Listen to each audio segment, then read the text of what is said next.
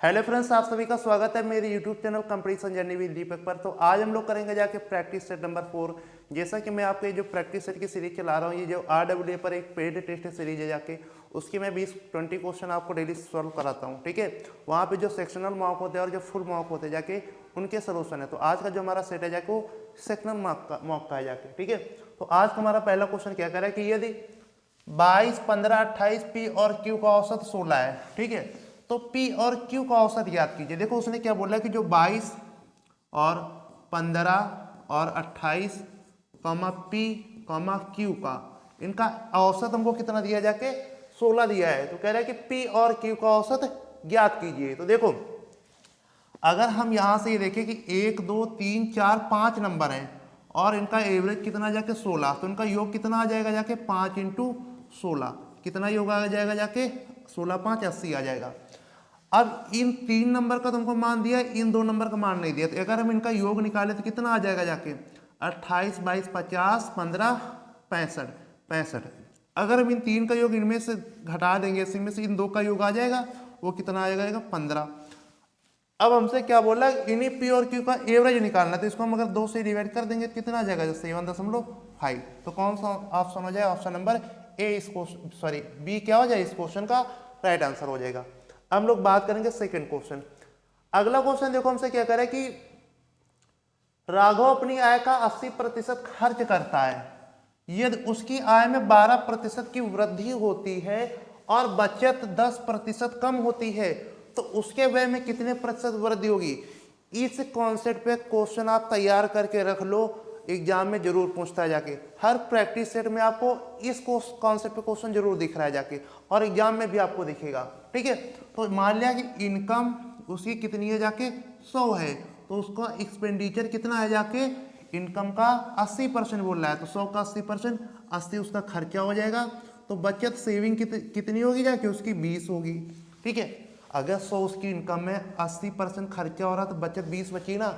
अब क्वेश्चन में क्या बोल रहा है कि अगर उसकी आय में 12% की वृद्धि, आप जब इसमें 12% की वृद्धि करोगे तो ये कितने बचेगा, हो जाएगा 112 हो जाएगा। आप 112 ना लिखो, आप केवल 12 लिखो।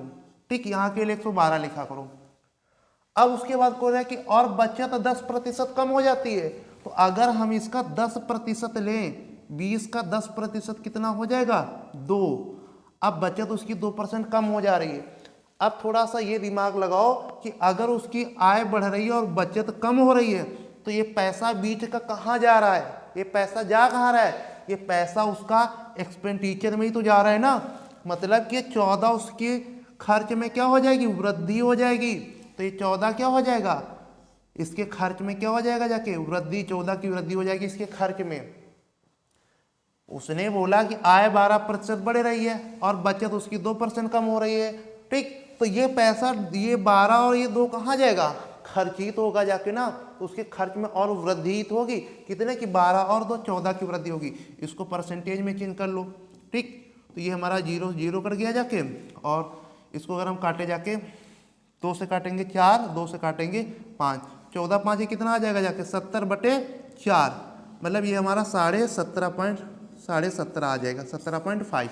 ठीक, तो ऑप्शन नंबर क्या हो जाएगा, ऑप्शन नंबर ए इस क्वेश्चन का राइट आंसर हो जाएगा। आप कभी भी यहाँ पर 112 मत लिखना, नहीं तो आपका फिर घटाओगे, फिर दिमाग लगाओगे। ठीक है, हम लोग बात करेंगे नेक्स्ट क्वेश्चन। अगला क्वेश्चन क्या करे कि 2 लाख के मूलधन पर 3 वर्ष के लिए 8% वार्षिक की दर से साधारण ब्याज कितना होगा। देखो एसआई बराबर फार्मूला क्या होता है जाके PRT/100। ठीक, अब हमसे मूलधन पूछा है, प्रिंसिपल हमको कितना दिया जाके 2 लाख। ठीक, कितना दिया जाके 2 लाख, रेट हमको कितनी दिए जाके 8%, टाइम कितना दिया 3/100, 3 जीरो हमारे कैंसिल हो गए, 8 3 24, मतलब कि 24 हम देखें तो सॉरी 8 3 24 और 24 दूनी 48 हो जाएगा जाके, इसका गुणा करना पड़ेगा ना, 24 दूनी 48 और 3 जीरो, मतलब कि ऑप्शन नंबर सी हमारा क्या होगा राइट आंसर हो जाएगा। ठीक है, अब जब एग्जाम में करेंगे तो फार्मूला ये सब आपको थोड़ी करना जाके, आप ऐसा दिमाग में करो कि 3 साल का जो सिंपल इंटरेस्ट होगा जाके वो 24 होगा जाके, 3 साल का जो हमारा सिंपल इंटरेस्ट होगा वो कितना हो जाके वो 24 होगा जाके। ठीक है, तो अगर हमको मान दिया जाके 2 लाख कितने का मान हो जाके 100 का मान होगा, तो 2 जीरो हमारे कट जाएंगे ना, तो यहाँ 2 का मल्टीपल कर दो 24 में, 24 दूनी 48, ऑप्शन नंबर सी हमारा राइट आंसर हो जाएगा। ना आपको फार्मूला लिखना है ना वैल्यू पुट करनी है, ठीक है। हम लोग बात करेंगे नेक्स्ट क्वेश्चन। अगला क्वेश्चन देखो क्या करें कि यही सेम क्वेश्चन है। अगला क्वेश्चन हमसे यह सिंप्लीफिकेशन का क्वेश्चन पूछा है, कह रहा है इसका मान ज्ञात करना है। तो अगर हम यहाँ पर ये देखें कि इनका यूनिट डिजिट देखो, सबके यूनिट डिजिट अलग है। अगर इनका यूनिट डिजिट देखें तो कितना आ जाएगा जाके 2 1 कम 2 2 आ जाएगा, ठीक। इधर का यूनिट डिजिट अगर हम लोग देखें तो कितना आ जाएगा। अब मान लो कि 9 9 कितना हो जाएगा, ये 72 हो जाएगा। लास्ट में यूनिट डिजिट इसका 2 आ जाएगा, ठीक है। अगर ये यूनिट डिजिट 2 आएगा तो हम ये कह सकते हैं कि जब 2 को लास्ट में होगा और 282 से भाग करेंगे, तो इसके यूनिट डिजिट से अगर हम इसको भाग करेंगे तो या तो 2 1 कम 2 हो सकता है, तो ये एक बार जाएगा, या तो ये एक बार जाएगा, या तो ये 2 छंग 12, ठीक। अगर मान लो कि हम मान लें कि ये एक बार जाएगा तो इसका यूनिट डिजिट 1 आ जाएगा ना, और इसका यूनिट डिजिट बड़ा हो जाएगा। तो ये वैल्यू हमारी क्या निगेटिव थोड़ी आएगी जाके, ये वैल्यू हमारी निगेटिव थोड़ी आएगी। मतलब कि हम यहाँ पे 6 वाला लेंगे, 2 छंग 12, तो मतलब कितना हो जाएगा लास्ट में 2, और यहाँ लास्ट में कितना होगा जाके 6 होगा जाके, कितना होगा जाके 6 बार जाएगा, ठीक। तो 6 बार जाएगा तो लास्ट में 6 आएगा, तो हम लोग 6 में 2 को घटाएंगे तो यूनिट डिजिट हमारा 4 आना चाहिए। ऐसा ऑप्शन नंबर 1 ही है जाके, ठीक। तो ऑप्शन नंबर बी क्या हो जाएगा, इस क्वेश्चन का राइट आंसर हो जाएगा। अब नेक्स्ट क्वेश्चन की बात करते हैं कि 2 संख्याएं 3:5 के अनुपात में हैं, यदि उनका महत्तम समापवर्तक 8 है तो दोनों संख्याएं ज्ञात कीजिए। देखो, अगर हम इस क्वेश्चन को देखें कि जो हमारी संख्याएं हमको दी है जाके वो 3 किस में है जाके 3:5 के अनुपात में है, ठीक। जो हमारी संख्या है वो हमारी 3:5 के अनुपात में है, तो जो हमारी संख्याएं होंगी वो 3 5 का मल्टीपल ही तो होंगे जाके। तो अगर हम यहाँ पे ये देखें, देखो सारे ऑप्शन हमारे 3 से डिवाइड हो रहे हैं और सारे ऑप्शन हमारे 5 से डिवाइड हो रहे हैं। तो अब हम इसको ऑप्शन से नहीं करेंगे, ठीक है। अब हम लोग कैसे करेंगे, हम लोग मेथड से करेंगे, कॉन्सेप्ट से करेंगे। अगर मान लो कि तुमको संख्याओं का अनुपात दिया है, x और y संख्याओं का अनुपात दिया है, ठीक है, और उनका HCF मान लो कि HCF आपको दिया है, ठीक। तो वो जो संख्या है हमारी, पहली संख्या हमारी होती जाके x, जो भी उसका HCF को गुणा करा दो, और दूसरी संख्या क्या हो जाएगी y और HCF को गुणा करा दो। तो ये हमारी संख्याएं हो जाती हैं जाके। तो अगर यहाँ देखिए HCF 8 दिया है, संख्या 3 8 दिया, तो पहली संख्या कितनी हो जाएगी 8 3 24, और दूसरी संख्या क्या हो जाएगी 8 5 40, 8 5 40। तो 24 और 40 क्या हो जाएगा, ऑप्शन नंबर डी हमारा इस क्वेश्चन का राइट आंसर हो जाएगा, ठीक है। अब हम लोग बात करेंगे नेक्स्ट क्वेश्चन। अगला क्वेश्चन कह रहा है कि चार मित्रों ए बी और सी और डी ने किसी व्यवसाय में क्रमशः 3 7 9 13 के अनुपात में निवेश किया। यदि सी के लाभ का हिस्सा 8910 रुपए है तो ए और बी के लाभ का हिस्सा। अब देखो ए बी सी और डी इनके निवेश का रेशियो कितना है जाके, ठीक है ना, 3:7:9:13 ये है। अब उसने हमको क्या दिया है, कह रहे ये सी के लाभ का हिस्सा। देखो सी के लाभ का हिस्सा यहाँ पर कितना है जाके 13, जबकि क्वेश्चन हमको कितना दिया जाके 8910, ठीक। तो हमसे कह रहा है ए और बी के लाभ का अनुपात, ए और बी का हमसे उसने 10 की वैल्यू हमसे पूछी है जाके, उसने हमसे 10 की वैल्यू पूछी है। तो अब देखो इसको हम लोग कैसे करेंगे, थोड़ा ऊपर कर देंगे, ठीक। अब देखो हमसे उसने ये बोला है कि ये जो 13 की वैल्यू कितनी दी है जाके, हमको 8910 दी है और हमसे 10 की वैल्यू पूछा है, ठीक। हमारा जो यहाँ पे आंसर आ जाएगा, देखो क्योंकि आंसर सारे हमारे पूर्णांक में है, सारे आंसर हमारे किस में जाके पूर्णांक में है। तो जो भी हमारा आंसर आएगा पूर्णांक में, ये मतलब ये पूरा पूरा इसको डिवाइड करेगा। तो लास्ट में हमारे जो 2 अंक होंगे, 2 अंक जो होंगे वो 0 ही तो होंगे, क्योंकि यहाँ पर 2 0 हैं। तो ऐसा अगर हम ऑप्शन देखें तो ऑप्शन नंबर सी हमारा इस क्वेश्चन का राइट आंसर हो जाएगा, क्योंकि इसी के लास्ट 2 अंक क्या है जाके 0 हैं। अब जब कैलकुलेशन करेंगे जाकर तो एक बार आप ऑप्शन पे जरूर नजर डालिए, ठीक है। तो हम लोग बात करेंगे नेक्स्ट क्वेश्चन। अगला क्वेश्चन हमसे कह रहा है कि यदि 28 संतरों का क्रय मूल्य 24 है, संतरों के विक्रय मूल्य के बराबर है तो लाभ प्रतिशत। देखो 28 का जो हमको क्या दिया जाके सीपी दिया, वो कितना दिया जाके 24 के SP के बराबर दिया है। जब कभी ऐसा हो जाए तो CP की वैल्यू इधर होती है और SP की वैल्यू इधर होती है। ठीक है, मतलब उसको क्या हो रहा है, जाके 24 पर 4 का लाभ हो रहा है, 4 का लाभ उसको कितने पे हो रहा है, 24 पर हो रहा है। तो 4 छंग 24, तो 1/6 की फ्रिक्शन वैल्यू कितनी हो जाती है, 16 से 2/3% होती है जाती है। तो ऑप्शन नंबर डी क्या हो जाएगा, हमारा राइट आंसर हो जाएगा। हम लोग बात करेंगे नेक्स्ट क्वेश्चन। अगला क्वेश्चन देखो हमसे क्या कर रहा है कि दिए गए व्यंजक का मान ज्ञात कीजिए। देखो आपको जब कभी भी ऐसे रूट के अंदर कोई नंबर दे देगा आपको कि रूट a, ठीक है, प्लस, ठीक है ना, minus root a plus minus root a, कहने का मतलब ये है कि आपको ऐसे ऐसे चीजें दे देगा, प्लस माइनस, ठीक है ना। तो आप हमेशा क्या करेंगे, जो a होता है a के ऐसे दो फैक्टर करेंगे, ठीक है ना, जिसमें कोई गुणनखंड कॉमन ना हो, ठीक, कुछ भी कॉमन ना हो। ठीक, मान लिया इसके ऐसे दो फैक्टर x और y हो गए। मान लिया कि जो x है ये क्या है, हमारा बड़ा है, और जो y है हमारा क्या जाके छोटा है। ठीक है, तो अगर देखो कब आंसर हमारा बड़ा वाला मान होता है, कब हमारा छोटा वाला मान होता है। देखो अगर हमारी जो सीरीज प्लस की चल रही है, ठीक है, तो हमारा आंसर बड़ा वाला होगा। अगर सीरीज हमारी माइनस की चल रही है तो हमारा आंसर क्या होगा, छोटा वाला होगा जाके। जैसे अगर हम इसको दो फैक्टर ऐसे करें कि जिनमें कुछ भी कॉमन न हो, तो 5 को 20 होता है। अब देखो हमारा आंसर 5 होगा कि 4 होगा, ठीक, हमारी सीरीज क्या चल रही है जाके, माइनस ही चल रही है, तो छोटा वाला हमारा आंसर हो जाएगा। तो ऑप्शन नंबर डी क्या हो जाएगा, ऑप्शन नंबर डी इस क्वेश्चन का राइट आंसर हो जाएगा। ठीक है, अब हम लोग बात करते हैं नेक्स्ट क्वेश्चन। अगला क्वेश्चन देखो क्या कह रहा है कि 15 लड़के एक कार को 28 दिनों में पूरा कर सकते हैं। ठीक है, उसने हमसे बोला है कि 15 लड़के एक कार्य को 28 दिनों में पूरा कर सकते हैं, तो उसी कार्य को 21 लड़के कितने दिनों में पूरा करेंगे। ठीक है, अब देखो 15 लड़के, यहां फार्मूला लगेगा M1 D1 बराबर में M2 D2। ठीक है, M1 की वैल्यू कितनी दी है जाके 15, और D1 की वैल्यू कितनी दी है 28, M2 की वैल्यू कितनी दी है जाके 21, और D2 की वैल्यू हमको निकालनी है। तो 7 तिरिक 21, 7 चौको 28, और ये 53 15 हो जाएगा। तो D2 की वैल्यू कितनी हो जाएगी जाके 20। ये कितने दिन में इसको कार्य करेंगे जाके, ये इसको 20 दिन में करेंगे। ऑप्शन नंबर सी क्या हो जाएगा, ऑप्शन नंबर सी हमारा इस क्वेश्चन का राइट आंसर हो जाएगा। ठीक है, हम लोग बात करेंगे नेक्स्ट क्वेश्चन। अब देखो इस क्वेश्चन हमसे कह रहा है कि 300 मीटर लंबी, ठीक है ना, 300 मीटर लंबी, ठीक है ना, एक रेलगाड़ी है 350 मीटर लंबे पुल को 20 सेकंड में पार करती है। ठीक है, तो रेलगाड़ी के हमसे क्या बोल रहा है जाके, चाल क्या है ये हमसे पूछिए। देखो अब यहां पर जो जब रेलगाड़ी किसी पुल या खंबे को पार करती है ना, जब रेलगाड़ी किसी पुल या खंबे को पार करती है, तो आपको ये याद रखना है कि उसके द्वारा जो तय की गई दूरी होगी जाके वो रेलगाड़ी की लंबाई, ठीक है ना, और पुल की लंबाई का योग होती जाके।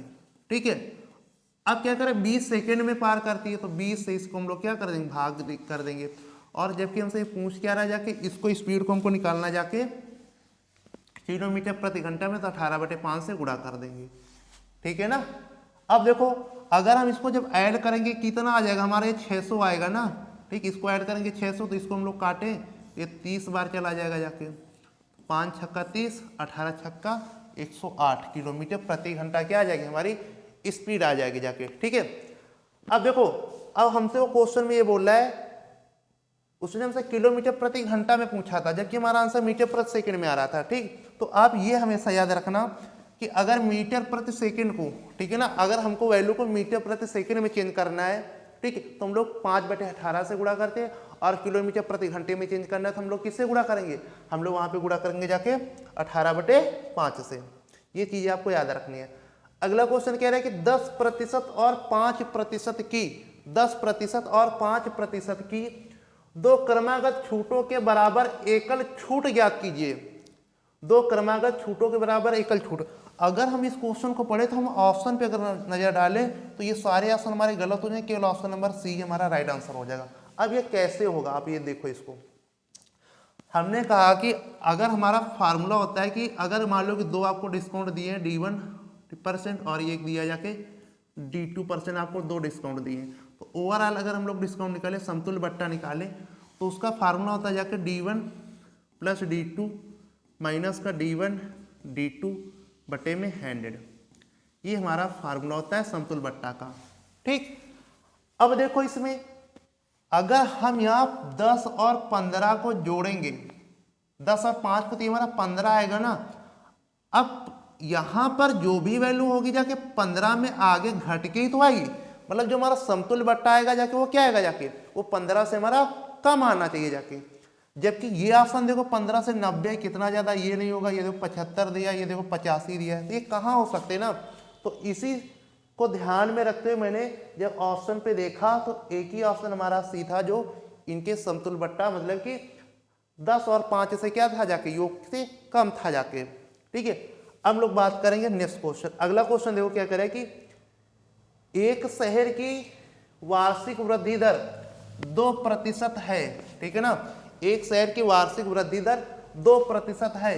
यदि वर्ष 2000 में इसकी जनसंख्या इतनी थी तो 2003 में इसकी जनसंख्या कितनी होगी। तो देखो मान लिया कि इसकी जनसंख्या 2020 में क्या थी, मान लिया कि अच्छा उसने दिया कि 1.5 लाख थी। ठीक है ना, 1.5 लाख थी। अब देखो 2% की फ्रिक्शन वैल्यू कितनी हो जाती है जाके 1/50, मतलब कि जनसंख्या 50 से कितनी 1 बढ़ के 51 हो जाएगी। मतलब पहले साल जनसंख्या दूसरे साल 50 से 51 हो जाएगी। ठीक, फिर 50 से 51 हो जाएगी और फिर क्या हो जाएगी 50 से 51 हो जाएगी। ठीक है, अब देखो यहाँ पर जो हमारे 3 जीरो होंगे जाके ये तो हमारे कैंसिल हो जाएंगे ना इससे।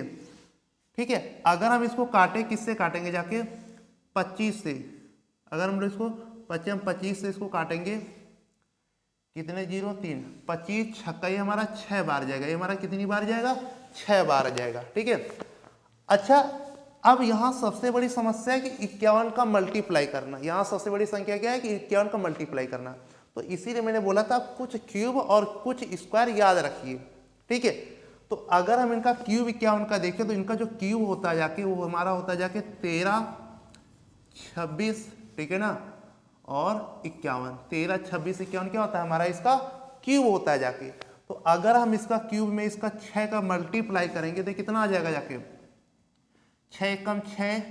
ठीक है, और 6 दूनी कितना हो जाएगा। अच्छा देखो हमारा यहाँ पर एक 5 नीचे बच गया है।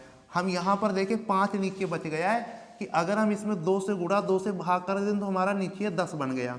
मतलब हम इसमें 6 का गुणा ना करके 12 का गुणा करेंगे तो 12 एक कम 12 के 2 और 12 पंचे 60, 1 61 और 1 अंक बाद हमारा दशमलव लगेगा। और जो आंसर हमारे पूर्णांक में आ रहे हैं, मतलब अगर हम ये दशमलव के बाद वाली संख्या हटा दे तो लास्ट डिजिट हमारा कितना होगा 1 होगा। ऐसा ऑप्शन नंबर केवल एक ही है जाके। ठीक, अगर आपको मान लो ये चीजें क्यूब नहीं पता है, स्क्वायर नहीं पता है, तो तभी आपको कैलकुलेशन एग्जाम में टफ लगेगा। आपको लगेगा कि इतना छोटा सवाल जो हमसे हो सकता था वो नहीं हो रहा जाके। तो आप ये सारी चीजें कैलकुलेशन पर भी थोड़ा ध्यान दीजिए। अब हम लोग बात करेंगे नेक्स्ट क्वेश्चन। अगला क्वेश्चन कह रहा है कि यदि किसी घन का पार्श्व पृष्ठीय क्षेत्रफल इतना है तो उसकी भुजा की लंबाई कितनी होगी। देखो घन का जो पार्श्व पृष्ठीय क्षेत्रफल होता है जाके 4a² होता है, जो कि हमको कितना दिया जाके 144 दिया है। ठीक, तो यहाँ से अगर हम इसको काटेंगे तो 36 बार कट जाएगा। 36 चौको 144 होता है। a बराबर हमारा आ गया जाके 6। हमसे क्वेश्चन में क्या पूछा है कि उसकी भुजा की लंबाई, तो यही हमसे पूछी थी। तो a बराबर क्या हो जाएगा 6। ऑप्शन नंबर डी इस क्वेश्चन का क्या हो जाएगा राइट आंसर हो जाएगा। ठीक है, मेंसुरेशन के सवाल जो होते हैं वो फार्मूला बेस ही आते हैं। अब अगला सवाल कह रहा है कि अगर ये संख्या 9 द्वारा विभाज्य है तो p का मान। ठीक, अब देखो 9 की विभाज्यता क्या होती है कि संख्या के अंकों का योग 9 से डिवाइड होना चाहिए। ठीक है, तो अगर हम यहाँ पे देखें 7 और 2 9 से कट जाएगा, 9 हमारा कट जाएगा और हमारा क्या कट जाएगा जाके 5 और 4 हमारे ये सब 9 से डिवाइड हो गए। तो अब यहाँ बचा क्या 1 बचा p प्लस p बचा 6 बचा, मतलब कि 7p + 7 जो होगा हमारा 9 से डिवाइड होना चाहिए। अगर ये संख्या हमारी 9 से डिवाइड होनी चाहिए तो p का मान कितना रखना पड़ेगा, p का मान 2 होना चाहिए, तब ये संख्या हमारी 9 से कट जाएगी। तो ऑप्शन नंबर ए क्या हो जाएगा, ऑप्शन नंबर ए हमारा इस क्वेश्चन का राइट आंसर हो जाएगा। अगले क्वेश्चन की बात करते हैं। अगला क्वेश्चन हमारा क्या कह रहा है कि यदि एक समद्विबाहु, ठीक है ना, अगला क्वेश्चन हमारा कह रहा है कि यदि एक समद्विबाहु त्रिभुज की भुजा 24 सेंटीमीटर है तो उसका क्षेत्रफल क्या है। ठीक है, अब देखो समद्विबाहु त्रिभुज की भुजा ये हमको दी, समद्विबाहु त्रिभुज का क्षेत्रफल क्या √3/4 और भुजा स्क्वायर मतलब कि 24 × 24, ठीक। अगर हम यहाँ से इसको 4 × 24 करें, ठीक, 4 × 24 4 बार में कट गया, 6 बार में कट गया ना, तो अगर हम इसका यहाँ गुणा करें 6 × 24, देखो √3 तो आएगा ही जाके, और लास्ट डिजिट क्या आएगा 4 आएगा। अगर हम ऐसा देखें तो ऑप्शन नंबर के 1 ही जो हमारा राइट आंसर है। आप यहाँ पूरा गुणा मत कराइए, है कि आपका अगर 1-2 सेकंड भी 2-3 सेकंड भी लगेंगे तो ऐसे 10 क्वेश्चन में आप कम से कम आधा मिनट तो बचा ही लेंगे जाके ना। और कम से कम अगर आप ध्यान देंगे तो 5-10 सेकंड तो ज्यादा लगता ही है जाके, ठीक है।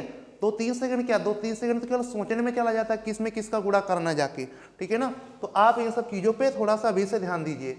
अगला क्वेश्चन हमारा कह रहा है कि यदि A रेशियो B इतना है और B रेशियो C इतना है तो ABC का अनुपात पूछा है। देखो ऐसे क्वेश्चन को आप हमेशा ऑप्शन से करना। अगर यहाँ पर A और B का रेशियो 11:7 है तो क्वेश्चन में जो आंसर होगा वहां भी उसका रेशियो 11:7 ही होगा। तो अगर हम यहाँ से देखें तो ये 11:7 नहीं आएगा, ठीक है ना। यहाँ क्योंकि 5 से अगर हम इसको काटेंगे 7, ये 5 से नहीं कटेगा ना, क्योंकि सॉरी अगर हम इसको 11 से देखें तो 35 नहीं डिवाइड होगा ना, तो ऑप्शन नहीं होगा। 11×5 = 55, यहाँ ये आएगा जबकि हमको 11 लाना है जाके, ठीक। अगर हम इसको देखें तो ये हमारा क्या हो जाएगा जाके 11:7, 11:7, ठीक है ना। हाँ यहाँ पे देखो अगर हम इसको 5 से डिवाइड करेंगे तो 11 और 5 से डिवाइड करेंगे 7, यहाँ पे हमारा रेशियो आ रहा है। यहाँ भी उल्टा ही हमारा 7:11, ये भी नहीं होगा, ये भी नहीं होगा जाके, ठीक। ऑप्शन नंबर बी हमारा क्या हो जाएगा, राइट आंसर हो जाएगा जाके, ठीक है। हम लोग बात करेंगे नेक्स्ट क्वेश्चन।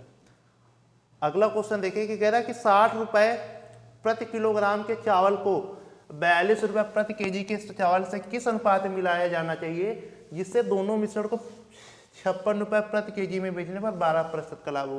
कल भी ऐसा ही मिक्सचर का सवाल आया था, ठीक। थोड़ा सा उसमें थोड़ा सा बदल के पूछा था, आज फिर से सवाल आ रहा है। तो देखो ऐसे सवाल को कैसे करेंगे। देखो हमें ये दिया है कॉस्ट प्राइस दिया है पहले प्रकार के चावल का, और ये दूसरे प्रकार के चावल का कॉस्ट प्राइस दिया है, ठीक है। तो अगर पहले प्रकार के चावल का कॉस्ट प्राइस 60 है तो दूसरे प्रकार के चावल का कॉस्ट प्राइस 42 है।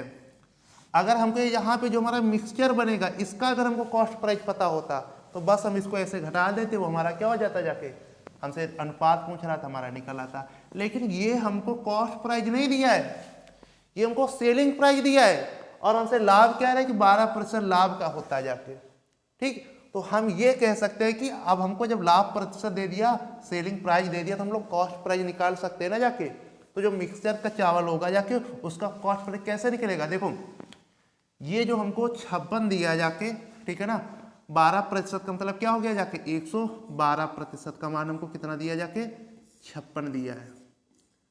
112% का मान हमको कितना दिया जाके 56 दिया जाके, ठीक है ना।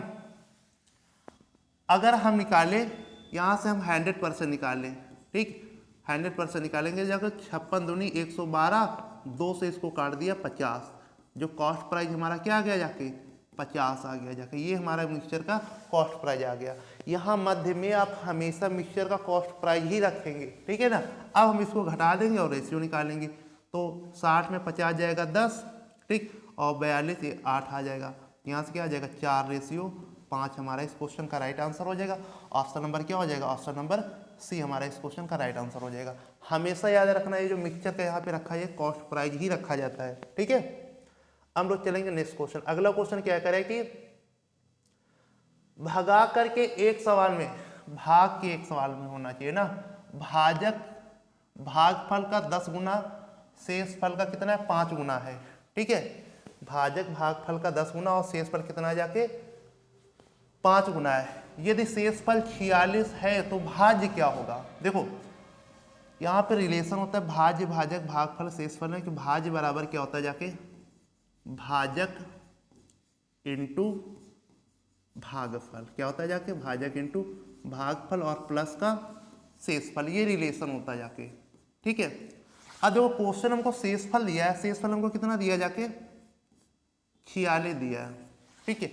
अब वो ये कह रहा है कि जो भाजक है भागफल का तो 10 गुना लेकिन शेषफल का 5 गुना है, तो जो भाजक होगा 46 का कितना आ जाएगा जाके 5 गुना आ जाएगा जाके 46 का 5 गुना आ जाएगा क्या भाजक। अब ये कह रहा था कि जो भाजक है भागफल का 10 गुना है, अगर भाजक भागफल का 10 गुना है तो भागफल क्या होगा, भाजक का 1/10 भाग नहीं होगा। तो अगर हम यहाँ से ये निकालें कि जो 46 का इंटू 5 ये हमारा भाजक है, इससे अगर हम इसका 1/10 निकाले तो कितना आ जाएगा, जाके 1/10 भाग 23 आ जाएगा। भागफल हमारा कितना निकल के आ जाएगा, 23 निकल के आ जाएगा। ठीक है, अब हमसे पूछा है तो हम इसको सॉल्व कर लेंगे। देखो हम फिर से देखेंगे इसके यूनिट डिजिट क्या है, जाके वैसे दो के सेम दिख रहे हैं ना। ठीक, चलो देखते हैं 6 मिलेगा कि नहीं। देखो 6 यहाँ पे और 53 15, 53 15 छक्का 90, मतलब लास्ट में 6 आएगा। तो अब हमको जब दो ऑप्शन दिख गए, ठीक है, देखो 6 पंचे 30 और ठीक है ना, मतलब कि 0 लास्ट में आएगा, इधर 6 यूनिट डिजिट 6 आएगा। लेकिन ये हमारे देखो दोनों दो ऑप्शन है जिसके यूनिट डिजिट 6 है, तो हम लोग इसको सॉल्व कर लेंगे। ठीक है, इसको देखो सॉल्व कैसे करना है। देखो आप अगर यहाँ पे गुणा करेंगे जाके 6 पंचे 30 का 0 और 5 छक्का 30 का 0, यहाँ से 5 को 20 3 23, इतना आ गया जाके। अब 23 का वर्ग ही तो हो जाएगा जाके 529 और 0 1 लगा दो। अगर हम अब ऑप्शन को देखें कि जो हमारा लास्ट डिजिट आ रहा था वो क्या था, लास्ट में 6 वाला आ रहा था, ये तो हमारा इससे तो कम ही, क्योंकि 46 जुड़ेगा ना, तो ये तो हमारा कैंसिल ही हो गया। तो अब ये हमारा राइट आंसर हो जाएगा। देखो उसकी भी हमने हेल्प ले ली यहाँ पे, ये नहीं कि वो चीज़ जो की थी वो खराब हो गई जाके, दो ऑप्शन मिले फिर भी हमने उसकी हेल्प ले ली जाके, तो ऑप्शन नंबर डी क्या हो जाएगा, इस क्वेश्चन का राइट आंसर हो जाएगा।